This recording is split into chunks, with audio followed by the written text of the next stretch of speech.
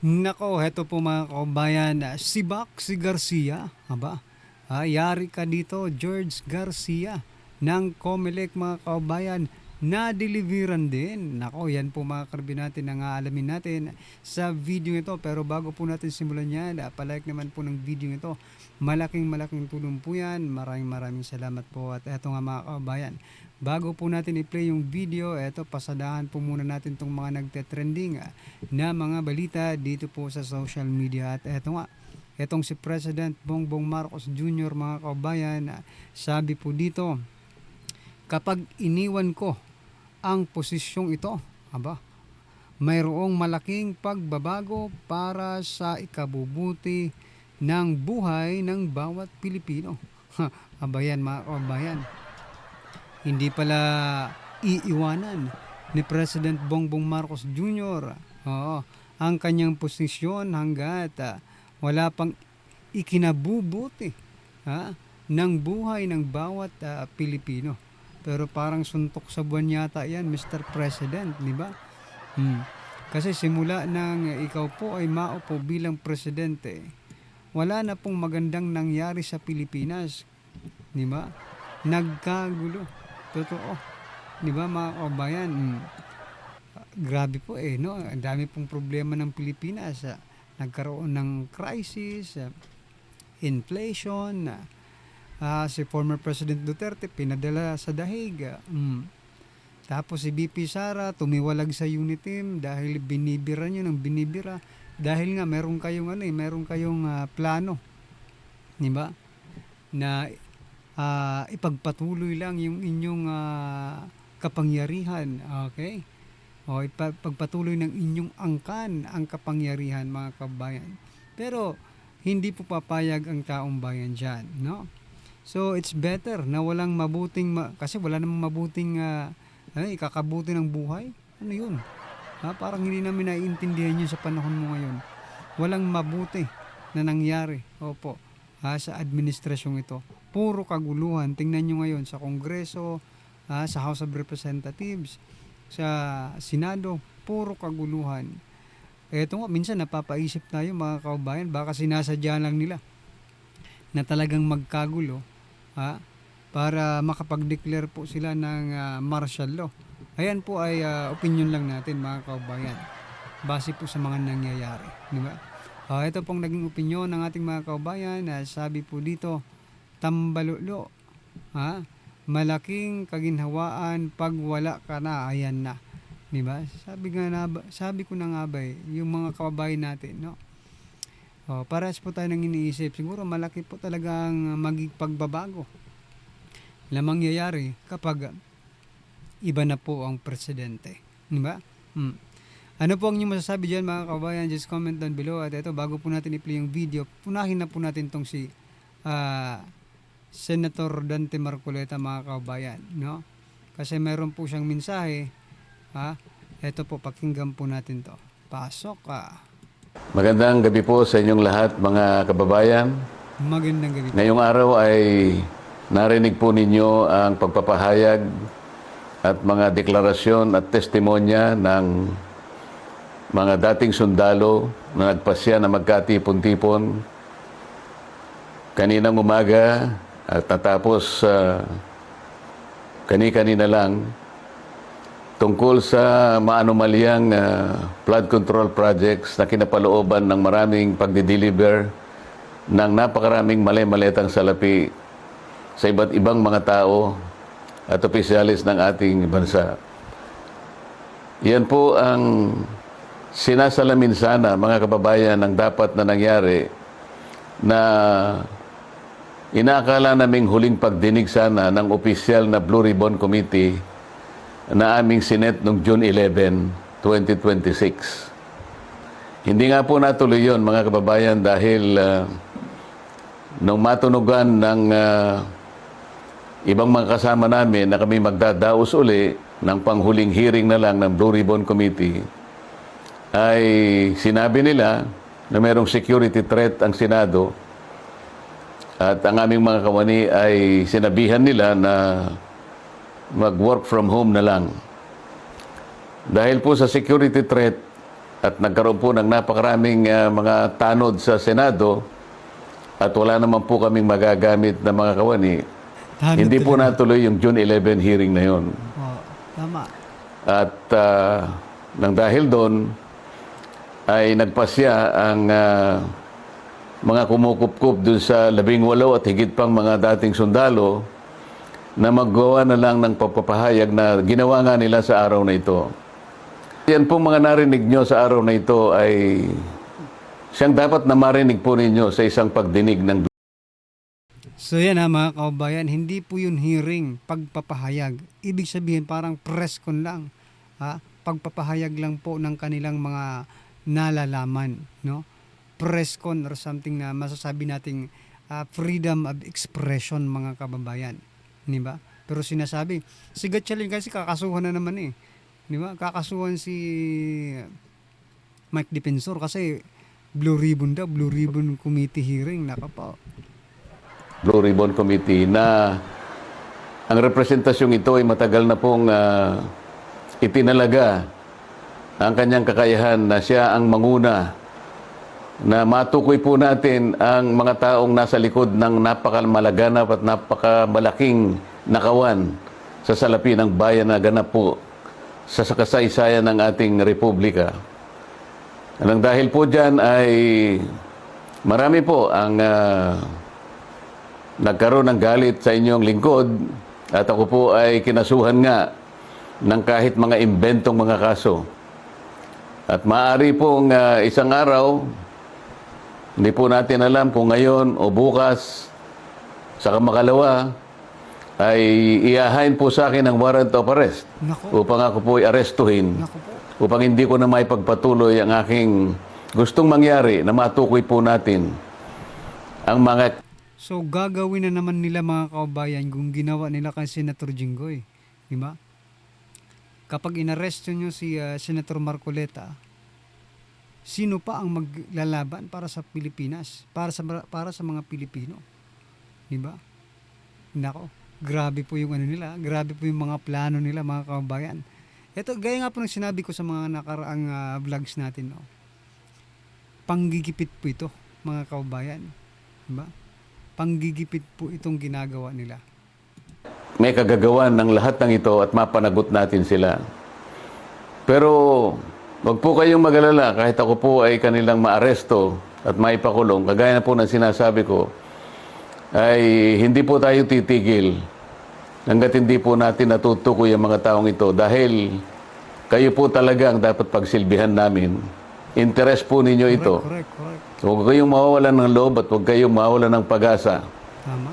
Pansamantala lang naman siguro ang hindi tayo magkikita ng harapan. Ngunit, dahil po sa ating pakikipaglaban, alang-alang po sa interes ng ating bansa, ay kailangan tayong magkaisa sa tulong po ng Panginoon Diyos. So yan, may mga kaubayan, may plano talaga, no? May plano po talagang arestuhin si Senator Dante Marcoleta. Nako, ano nang mangyayari dito? Ito ba ay may kaugnayan mga kaubayan sa impeachment? Kasi biruin mo, pag na-arresto na itong mga senador na ito, itong Cayetano Black, wala na po silang kalaban. Doon po sa impeachment. Whether or not maghiring-hiring man sila dyan, isa lang po ang kalalabasan. Makukonvict si BP Sara. Diba? Wala. Tingnan nyo nangyayari ngayon, mga kabayan. Lahat ginagawa nila para ma-impeach si BP Sara, para hindi mapigilan yung investigasyon sa flood control. Diba? Well, kayo na lang po ang mag-isip mga kabayan kung maniniwala pa kayo sa mga sinasabi nitong Gatchalian Black, ni President Bongbong Marcos Jr., no, ng NBI, ng Ombudsman, ay nako. Lahat po ng ahensya ng gobyerno nagtutulong-tulong just to stop the investigation of flood control. At saka, talagang ma-convict nila si BP Sara dyan sa impeachment trial na yan. Ay nako. Anyway, ito mga kabayan, panoorin na po natin yung video kung saan, ito pong si George Garcia ng COMELEC. Na-deliveran din pala. Kaya dapat dito mga kabayan, sibakin netong si Garcia. Pasok. Kasakit siya nagkasakit siya dahil ilang buwan siyang na-assign sa Mindanao noon. Sa Tipo-Tipo, sa Albarca, hanggang sa Maluso, sa Lantawan, no? At doon siya nakakuha ng kanyang sakit. Inilipad siya sa Viluna at pagkatapos noon ay pinayuhan siya ng kanyang opisyal na pwede siyang magpa-discharge na lang honorably. At pakinggan po natin ang konting kwento muna niya kasi kakarating lang niya sa Manila kagabi. No? Kakarating lang niya sa Manila kagabi. Hindi pa kami nagkwentuhan ng gusto. Pero fresh from him ay magkwento siya kung ano yung kanyang naranasan noong empleyado siya ni Zaldico. So, Jeron? Magandang hapon po sa inyong lahat, mga kababayan, mga mamayang Pilipino. Ako po si Jeron Gaberia Valderrama. Bali po, tama po si attorney na kagaling po lang namin sa kadarating lang po namin dito sa Manila, galing po ng mga probinsya. Year 2009 po, bali pumasok pa ako sa Philippine Marine Corps hanggang 2011 po. At doon naman po kay former Congressman Elizaldico, kay Boss ESC, nakapasok po ako doon ng July 22, 2024 hanggang end of December 2025. Sa loob po ng isang taon at 6 na buwan, ang mga narasan ko po na mga pagde-deliver ng mga mali-maleta na sinasabi ng aking mga kasamahan. Unang-una po kay former speaker, dyan sa 14 Nara Street, South Forbes Park po. Bali po, 2 beses po ako dyan nakapag-deliver. Yung una po, bali 3 po kaming sasakyan. Ako po yung security doon sa lead car na driver po noon si Henry Wobina. Then nakasagay po sa akin yung 2 A na sinasabi ng aking mga kasama na sina John Paul Estrada at Mark Tiksay. 3 po kami noon. Ang nilalaman po noon is nasa 30 na maletas na ang mostly po karamihan doon ay puro large amount po. Then yung sumunod po doon sa nasabi kong lugar, kami lang po ni Mark Tiksay and then si Ranji Paga, yung driver ko po noon.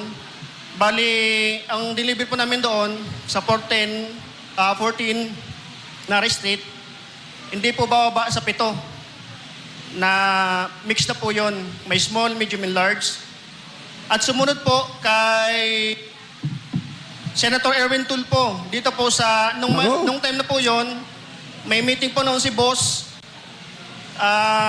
dyan sa may Marie Restaurant, sa may Tomas Morato, Timog, Quezon City. Kami po yung, advance team po. At meron pong meeting sila doon. Nung dumating na po,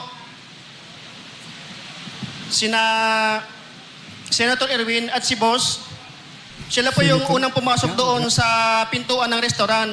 Papasok doon sa loob, then yung Sana all Senator Erwin. Erwin Tulfo na naman. Congressman mga pala kababayan. nga ata siya dalawa nun. pong sasakyan Hindi na raw. parehas elite na white van.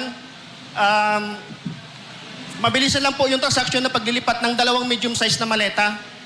Ang estimated po noon ay 40 to 50 milyon ang laman. Then, ang sumunod po noon na experience ko sa pagde-deliver ay doon po kay Comelec Chairman George Garcia. Nako, pati si George. George Garcia. Naloko na. Grabe, Pati si mga George Garcia kababayan. kasama. Diyan po sa galing po sila ng Dasyang Tower, no? Then kami, andun kami sa may corner, sa Perea Street, Colon de la Rosa. Bali, ang kasama ko rin po nun, si Mark Tiksay at si Ranji Paga po ulit. Na ang dala po namin ay yung hand carry bag na kulay itim. Kasi andun pa ko sa unahan, ang una pong lumamabit sa amin ay yung driver niya. Then, binuksan ni Martik yung doon sa right slide door, inabot sa driver ni George Garcia. Then, pagkalagpas po ng mga ilang metro, magkasalubong po sila ni George Garcia. Then, lumapit din po si Chairman George Garcia. Then, binuksan po ulit ni Martik yung sliding door. Then, inabot po yung receiving copy. Yun po nasaksihan ko doon. Then, tinanong ko po si Mark Tisay, sabi ko, Boss Mark, magkano po ba yung laman ng hand carry na yun? Sabi niya, 10 million daw po. Yun ba dahilan kaya nanalo tong si Tuta Soto at itong si Ping Lacson Boy tayo?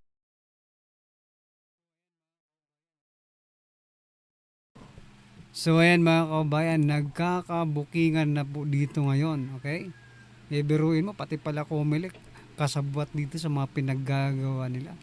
Okay, sa bagay, marami pong, dito sa administrasyong ito, ang Comelec po, marami pong ginawang kababalaghan eh. Biruin mo, yung mga talo, nananalo pa mga kababayan. Pag ikaw ay leaning to the administration, diba? Ay nako. Grabe talaga ang nagagawa ng pera.